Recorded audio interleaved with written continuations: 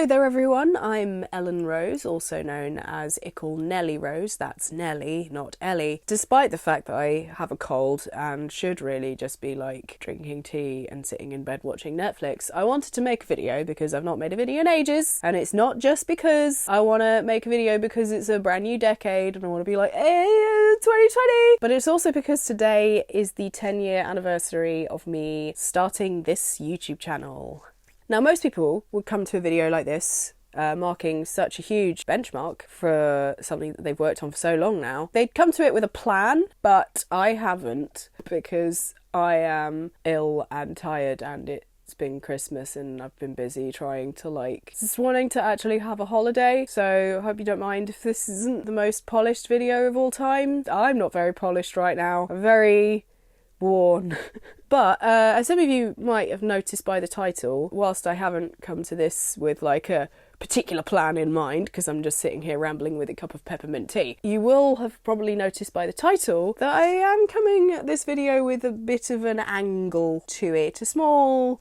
yeah. It's been a bit of a challenge doing this, and not always for the reasons that people might think. Now, some people might be thinking, because the last year for me has been really iffy health-wise. I had pneumonia, and for those of you who haven't seen on my social media, I sort of had another health scare where they found like a growth on one of my ovaries. They scanned it, had a look at it, and they were like, look, it's quite big, so it could like twist and really hurt, so we could get it out now, or we can leave it until something happens if you're not wanting to have an operation. I was just like, get it out of me, get it, destroy it. They got it out and they also tested it. It was all benign and it was fine. But it was a bit scary and meant that I was also unable to do like proper exercise for like 12 weeks. And right now I'm just like super weak because spending 6 months because of pneumonia not being able to do proper exercise, and then a month where I'm like, yeah, moving around, and then like bed bound for like 2 weeks. Yeah. It's been a year. But it's not just because of my health reasons that I've called the video what it is, which is the fact that my channel is here despite everything. Yeah, it's not just because of my kidneys constantly trying to murder me. I would say that my 20s were a mixed bag, to put it lightly. If I was to go from the start, I could say that, you know, I'm here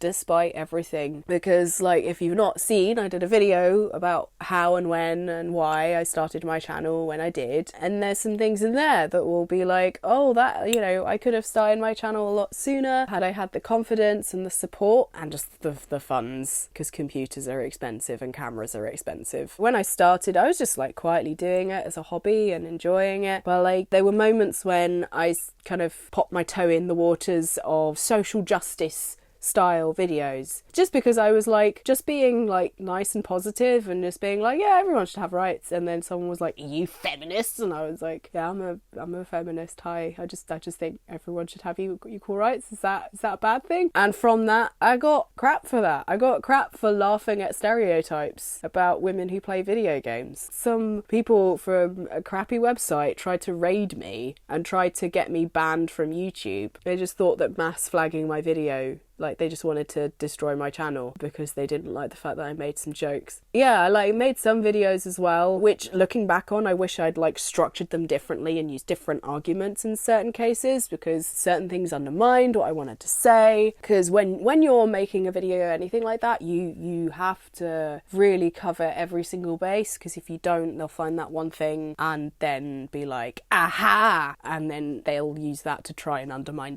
everything else that you say, as if like one error will undermine every other correct thing you said. It doesn't. Just like how people who are wrong can be right sometimes. You know, a broken clock is correct twice a day. I sort of shied away from that type of content. Well, I say shied away, I just got tired.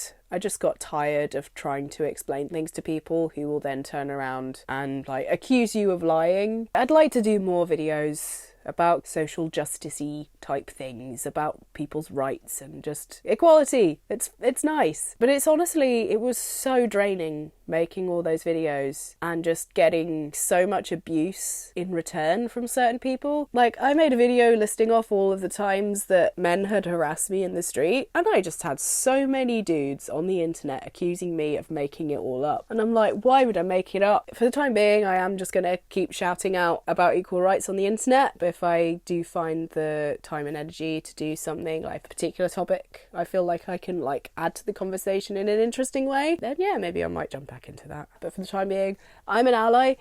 You can be safe here. Like, hopefully I try my best to build a safe environment for people to just be nice to each other, really. That's all I want. That's the way I live my life, is just like, be nice. Like, why aren't people nice? I don't know.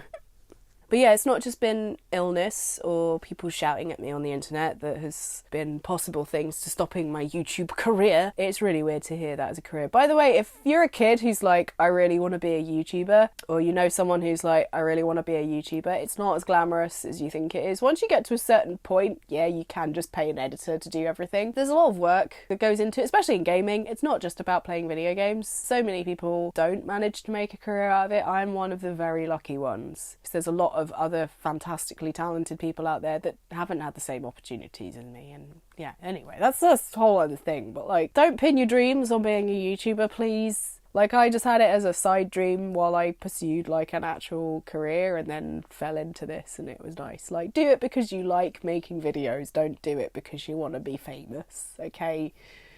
Because it'll get real old real fast. But yeah, that sort of segues into my next point. If it's points, I don't know. I'm so full of head cold right now, so I'm really sorry if this is rambly nonsense. I've made videos on here just because I enjoy making videos. My YouTube channel was never to get random people on the internet to like me, but at one point in my life there was someone who thought that that was the case and very much wanted me to stop making YouTube videos. I don't really talk about my private life that much. Like, I've mentioned like my first boyfriend because that's like far enough away from me that I can now laugh at it, but there's a lot of other things that, as much as I would like to like blurt on the internet about it, it's not far enough away from me that it's something that I can joke about yet. I had a lot of opportunities well early on in my channel when my Reply Girls video went sort of semi-viral. Like, there's a lot of views for YouTube at the time. Watching it now, I wish I could go back and change certain things about it so that it is a little bit less harsh about certain things. But yeah, Reply Girls is sort of the reason why the algorithm is such a mystery, because they played it like a fiddle.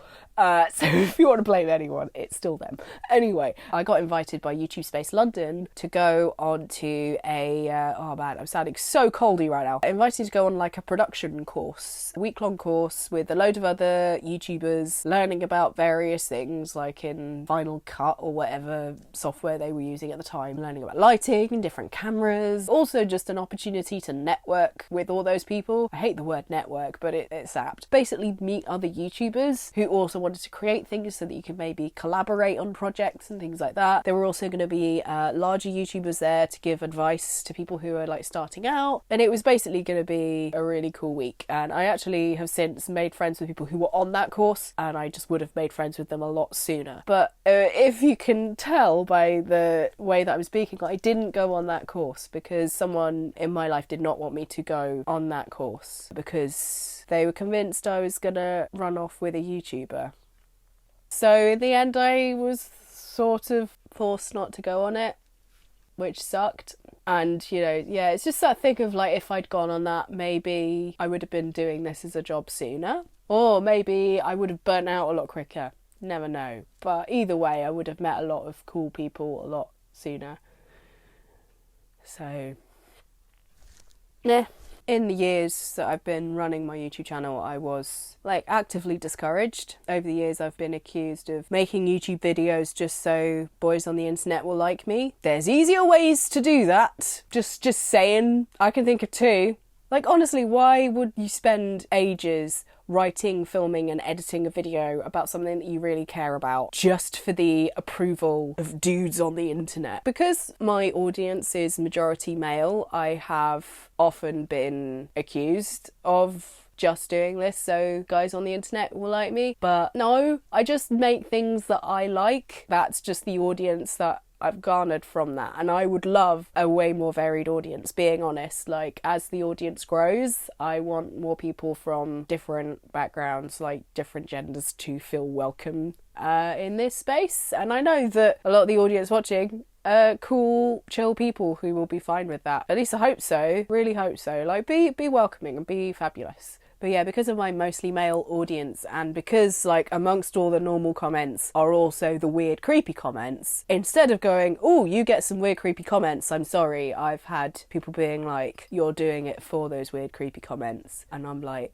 no, I hate those comments so much. I'm not your waifu. I'm no one's waifu. Stop asking me to marry you. It's totally fine to have an internet crush. It's completely fine to have YouTube crushes. I've had many in my lifetime. It's fine, but don't be weird about it. I just want to talk about video games, things that I like, and have discussions and try and make the world a little bit less rubbish, because it's a bit rubbish at the moment. But yeah, I'm not going to go too much into a lot of detail with stuff, because it's still pretty sore. And the thing is, like, despite all that discouragement, YouTube has been, you know, such a sanctuary for me, whether it's watching people's videos or stopping and making a video of my own, because I'm sick and tired of writing cover letters for job applications that never write back to you. When I was unemployed, making YouTube videos was one of the things that kept me sane, along with watching a lot of YouTube videos. For the people going through that, I've been there. I've completely been there, and huge hugs to you. But yeah, like, YouTube has kept me sane and helped me find work. It's actively helped me find jobs. And just being able to have that outlet where I can, like, express myself has been brilliant. Hello, sorry if the camera angle's changed. The battery died. I've forgotten where I was, but there was basically like a big chunk in my 20s where I wasn't going anywhere because I was holding out for something, but no matter how much I did, it just wasn't enough. I got to a point where I jumped through so many hoops to try and make something work that I realised I'd given up a lot of what I'd wanted to do with my life, you know, dreams I'd had. And there was a point in my life where, like, if you go back and watch vlogs from like 2014 and like the end, like when I did a thing about 2015 and talking about how different my life was then compared to just a few months before. I went from waking up every morning crying and then having a breakdown at some point during the day because I was in a place that I didn't want to be and I was unemployed, and the one thing I did like doing, I felt guilty whenever I did it because I wasn't allowed to do it, basically. I felt so lost, like I didn't know where my life was going, and at the same time I felt very trapped. Like, I'd just be walking along the street and then I'd burst into tears to myself. That's not good.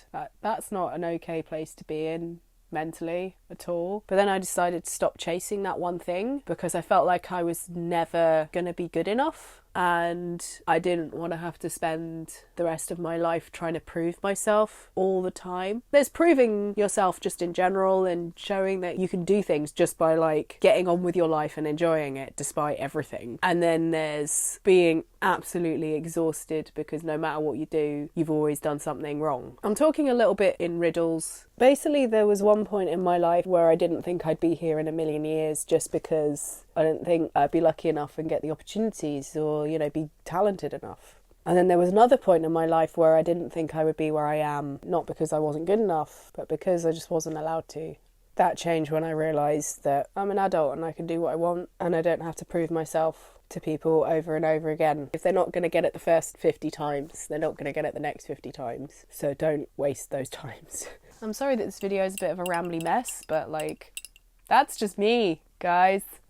I've been through some stuff that I still don't feel 100% comfortable talking about. I was gonna be very frank and open because I think it's important to talk about, but also at the same time I'm scared.